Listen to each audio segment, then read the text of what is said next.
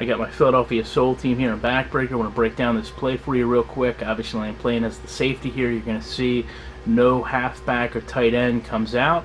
So I go and shade these two receivers here with the defensive backs, puts three men in coverage on two receivers. Quarterback throws the ball to the other side of the field. I take control of this defensive back. Now, the reactions in this game in terms of defensive backs backpedaling does lend them to getting beat quite often, or at least playing inside position quite often. One thing I'd like to see is maybe the quarterback and receiver AI be tweaked a little bit to where they can get on the same page. This is obviously a route that probably should have ended up as a post when you look at how far back the defensive back is on the receiver.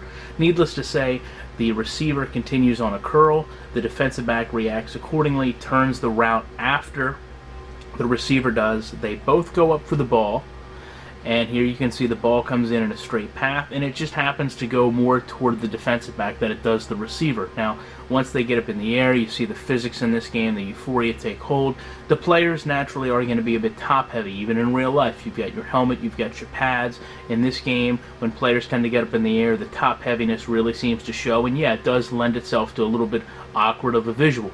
So you see there, the defensive back misses the ball, it actually hits him in the helmet, and now you see all the heavy top weight reacting how these players fall. Great thing is, my safety on the other side is going to come in and pick off this pass.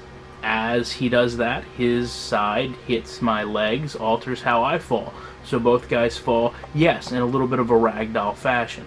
Now, because this game is kind of a first-person perspective, does go very fast, at this point I really don't know what has happened. So I'm looking down the field, obviously it said interception.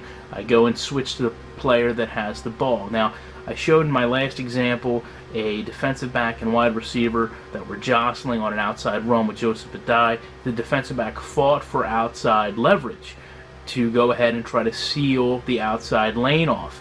In this example, you're going to see the complete opposite. We've got two players downfield that are going to do some blocking, and right in front of you there, you see the blocking start.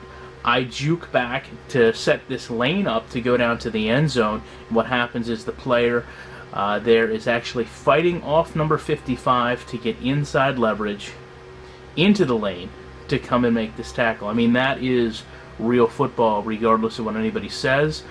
Does this happen every single play? Absolutely not.